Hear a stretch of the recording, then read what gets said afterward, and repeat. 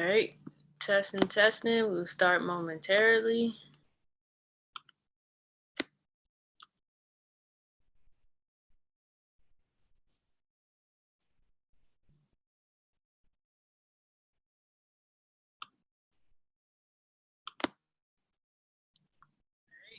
Testing, testing.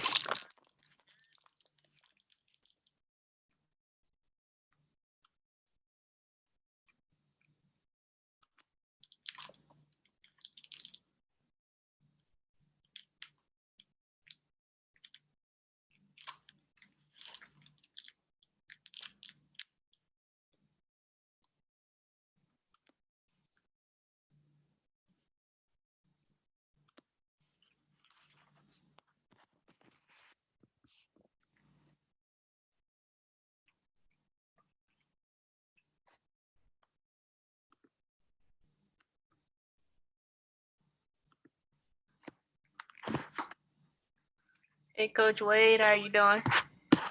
I'm doing all right. Can you hear me? Hold on. Let me get my video on. I'm sorry. How No you problem. doing? I'm doing good. How are you doing? I'm doing pretty good. Doing pretty Yeah. good. Can't Thank you. complain. Yeah, Hey, thank you. no Thank you for problem. joining me. Yeah, no problem. It's not too early for you. No, it's all right. I'm used to getting up early. Okay, okay. Well, all right. No, that's when the grind starts early, right? Right, right. Get up, get a good workout in. So, All but right. all right. So I'm just gonna go ahead and introduce, the show, introduce you, and then we're gonna go right into it. Okay. All right. So good morning or good afternoon. It's Thursday, November 11th, 2020. I'm Taylor Brown, and this is How I Did It, the show where we talk with champions about how they achieve their dreams. On today's show, we're talking with Coach James Wade. Coach James Wade is the head coach and general manager of the Chicago Sky. He's also a WNBA champion with the Minnesota Lynx in 2017, and he's a two-time EuroLeague champion in Russia. So he's also a former professional basketball player who's played in Europe. And Coach Wade, thank you so much for coming on the show. I greatly appreciate it. Man, thanks for having me, Taylor. I appreciate it. No problem. So first question, Coach. So you played your entire professional career in Europe, and you live in France. And so, where exactly in France are you? Like, where are you exactly in France right now? I'm in a small town called Villeneuve de Maguelone. It's south of Montpellier. So it's in southern France. We live right on the Mediterranean Sea, so it's pretty cool. Okay, great, great. So after the Wubble season, when the Wubble season ended, that was from like July to September. Um, one thing about me, Coach, I'm a player, and I get fueled by the crowd, just having that energy and that support. What were the biggest challenges playing in the Wubble? I think the biggest challenge is you're out of like anything that's normal. So when you have that release, playing basketball, sometimes you just need to get away, like a mental break to get away, like whether it's seeing your family, seeing friends, or going to your favorite spots. Well, we couldn't do that, so we were just stuck in a world of basketball. And in the beginning, that may seem like a fun thing to do, but mentally it could be a little tough for you. And then when you calculate all of the outside factors of, the state that we were in, we're living in the middle of a pandemic, something that nobody in our lifetime has actually lived through, especially that's in the bubble. You're seeing all the injustices that are going on, and you're seeing these injustices that are going on with no distractions because the pandemic has you in a state of pause. And so you're able to concentrate on the things that are really important in life because you have to take out a lot of distractions because of what's going on. And so the fact that we're stuck in a bubble and you don't get all these vices that you love, your family, your friends, or getting away from basketball as far as doing your hobbies. And so you're actually stuck in the game. It can be a little long. It can be a little long. And so, although I enjoy my time in the Wubble, it was tough having to deal with a lot of outside emotions of just the state that we were in. And so, and trying to focus on the game when the game that you love was probably not as, I guess, the focal point of, what it normally is in your life. So it was tough, but, just being around the game, I appreciated it. But, that's, you give and take. And so it was a lot of give and take during that time. All right. Yeah, I'm gonna jump to one of my questions. And glad you brought that up about, obviously not just the WNBA but the NBA as well was protesting with everything going on, Breonna Taylor, George Floyd. Um, do you think uh, was that an effective message to the country? Like this isn't okay. I saw you guys wearing the T-shirts and um, even like the NBA sat out for a game or two. So um, what are your thoughts about that? Just I guess that you guys standing up for what was going on in the country at that time. Well, I mean, I really, it showed how much of a quality organization that we were, uh, because I think the messaging was clear. Not only, a big part of us is the players, and so the messaging was clear all across the board, from the players, from ownership, from the organizations, from the league, from the refs. I think everybody was on the same page, and so to have that messaging and to say, hey, look, basketball is what we do. It's not who we are. We stand for something much more important. We stand as a nation that has transformed into equality, and we want to see it go even further. I hear I hear about us saying a nation built on equality. Well, that's not true. And so, but we are open-minded to transforming that, and the athletes and everything about our organization are on par for helping us continue that transformation to where everybody's equal. And I just appreciated that and being part of the WNBA as being a leader in that transformation. Yeah, I definitely agree. WNBA definitely represents social justice. I think one of the best organizations. So definitely appreciate that. And my next question for you, Coach, is how is it in France? Is it different as far as like do you feel safer than in the U.S.? How is it as far as just like your safety wise? I mean, are you talking about the pandemic or Oh, which one? Which one? We got a lot of things going on right now. right. I mean, actually, let's start with I guess like police brutality, and just like um, how do you feel safe? Like as far as like racism or things like that. Do you feel safer in France?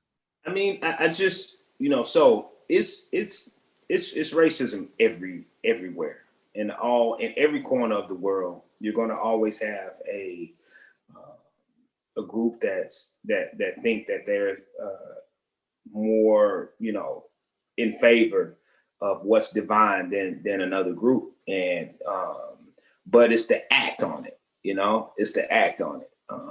I don't mind you thinking you're better than me, but how you act that out I think is different. And so as far as feeling safe, I think, yeah, I do. I feel safe for me, my son, and my wife here, as far as the state that we're in. We've had an election in the United States, and, it's people that are against fair democracy because they just refuse to say, hey, your vote shouldn't count, and so it spews violence, and you have people that are ready to act out because of it. So yeah, I feel safer here. I mean, it's no secret. I feel safer here. I feel safer because if you would have asked me this like 15 years ago, I probably wouldn't have had a fight in the game. I'm like, yeah, I can live anywhere. But now, I'm raising a 4-year-old son with my wife. I have to think about his well-being. and the fact that he's he's French, but when you see him, you see an African American kid, and he's innocent. So I try to put him in the least amount of harm's way as possible, and having to explain to him that it's a certain way that you have to act, and you don't get a second chance, because your first chance can be in your life. It's touching. So yeah, the safety net is definitely here right now. Hopefully things will change soon, and we can go places and not feel one way or the other. Right. Right. Yeah, definitely. So I just want to shout out a reminder that we're here with Coach Wade, head coach of Chicago Sky and general manager, and this is how I did it. So, Coach, my next question for you: we brought up the pandemic. What do you think is your biggest lesson that you've learned from the pandemic? I think we it's, I guess, like the time, I think it's a lot of things that serve as a distraction that you actually really don't need, that you think you need, like and the time that is given me to actually be around my family and get to know my family a lot. We were on lockdown here in March and in February and March here. And now we're on another lockdown. Well, that lockdown has caused me to be at home and not need to go anywhere and do things and spend time with my family and get to know my son more than, me being a coach and being out on the road and doing all these things. And so it slowed me down, and it's given me, I guess, a realistic view of what's really important. And so that's one thing. And it's actually given me the opportunity to know people that I probably wouldn't have known had there not been a pandemic. So. I understand. Yeah, I definitely can relate to that. So, so Coach, you've coached some big names. Just to list some: Maya Moore, Diamond DeShields, currently Lindsay Whalen, Simone Augustus. What can you say, just coaching these big names, big players, like what was it challenging for them, or coaching your players, in a confined atmosphere, in the Wubble, just it being so different than usual? Was that challenging for you, or for your players? I think it could be, because sometimes it gets heavy. So I had to change sometimes my style when sometimes I can, you can get on the player and go hard on the player. And with all things considered, it's a lot going on. So you have to be kind of cognizant of the surroundings and what they're going through, and that they're people. And I think I had to learn that the hard way. Like, you're getting on them, like you get on them when everything is free and you're out in the world, but actually this person hasn't seen their mom in months, or they have a family member that's sick that they can't get to, or a friend that's sick, or they haven't seen loved ones, or they can't just get out of the bubble and just go be free or do something they really love to do. And you beating basketball over their head and doing the right thing when they're trying to hold everything together. So I think I had to change my approach a little bit. I don't know if I did a great job, but I think it taught me a lot as far as how to approach next year, however we do it. Just being more, I guess, open with them, and just understanding where they are in the midst of it. So that's where I am right now, and that's how I'm going to try to continue to grow as a coach. Understood. Very humble, Coach. Very humble. My next question for you is, so what does next season look like? Do you think, like, what are you hearing about next year? Is it going to be a little better than than this year? We don't know what it's going to entail, like which way it's going to go. I have no idea. I think the league is doing a good job of trying to figure that out right now, and they're going to bring us in a lot earlier. One thing that you have to understand is, so they did a great job because they did everything on the fly. Like, so the pandemic moved west, going to Europe, all the way, from Asia to Europe to the United States and everywhere else. But it was like on short notice that we're preparing for free agency. Right when we're in free agency, the pandemic is just getting over to Europe. Like it's just getting over to Europe, and so it hasn't really made its way to the States yet. And in a full force pandemic. And so from the time you have free agency until the draft is about 2.5 months. And so this is all the time they had to just throw a season together. And now we have a year and a half until the season will start from the start of the pandemic in the United States. So now they have time plus experience, which the fact that we went through the bubble and had, everything to finish the season successful, clean, with the champion, and everybody go home healthy. I think it's only going to get better from here. I'm almost sure. Right. That's good. That's good to hear. And so you guys are pretty clean as far as coronavirus. Like no one, caught it while you guys were down there. Nobody on our team contracted coronavirus while we were there, and to my knowledge, everybody went home on all teams healthy. So we had people that contracted the coronavirus before, like when they were in their separate markets, and the league did a good job of monitoring and getting people to the WNBA bubble safe and making sure they were safe. And we did consistent testing every day, which was really good. And we had good medical staff that was there that was overseeing everything. So they handled it really well. Of course, everybody has room for improvement. And so I think they're going to figure out what they could have did even more efficient and what didn't go as planned and what was more challenging. And I think they're just gonna improve from here. Understood. All right. So again, we're here with Coach Wade, and this is how I did it. Coach, my next question for you is: I recently saw a video of you on your Instagram page of you speaking Russian. Yeah. So yeah. How many languages can you speak? 3. Okay. So Russian and French. I'm here. I'm here. And I'm from Memphis, so my English is okay. But that's I got to Europe in 2000, and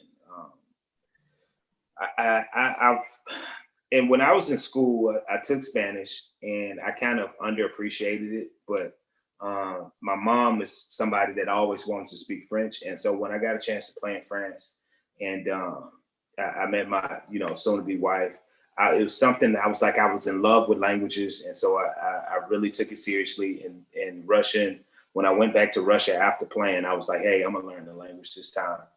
And so it's just something that's in me. I love languages, so I want to continue to learn different languages. So yeah, that's great.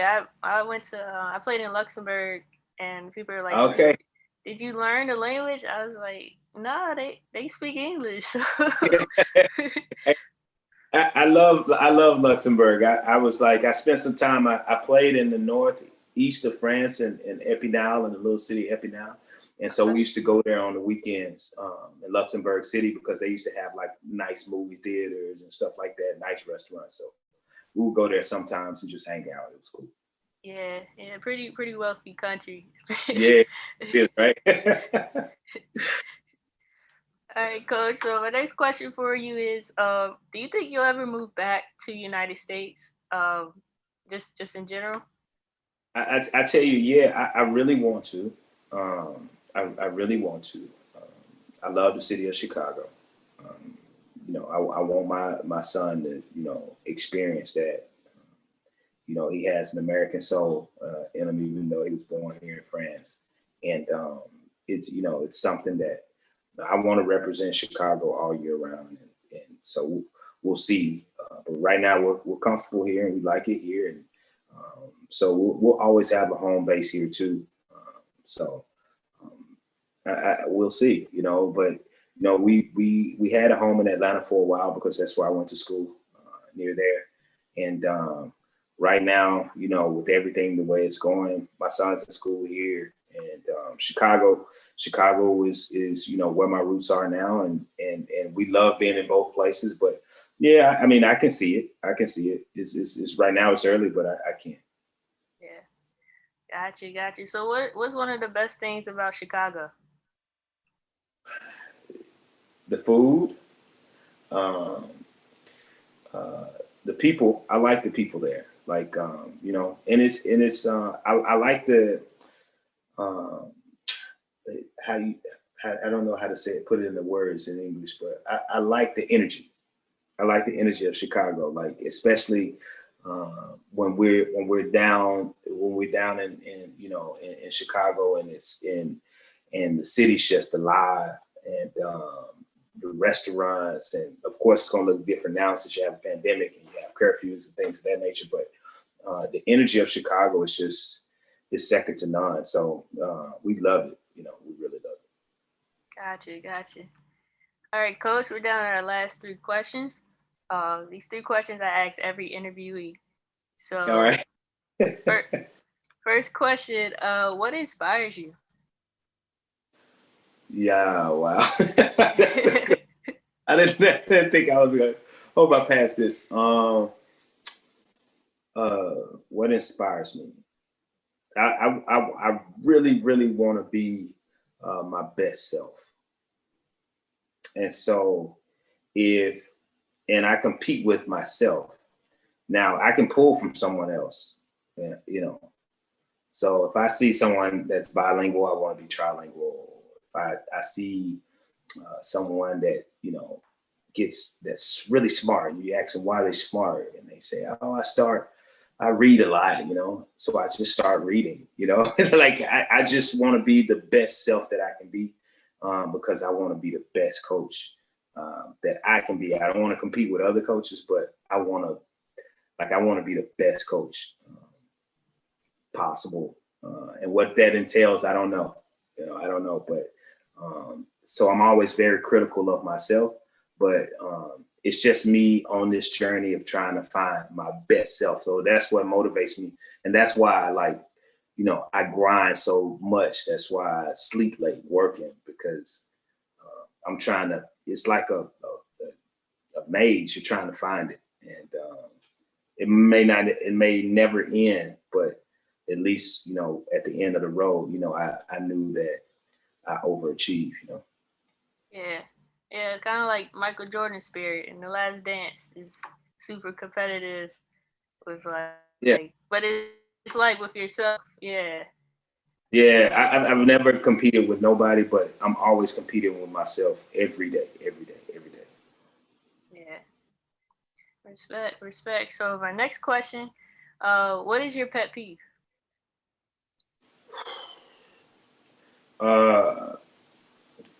People that don't give effort. I like I I don't like shortcuts as far as effort is concerned. So, and it gets to me, like it really eats me up if you have other people working and giving effort, and the only thing you have to do is give effort.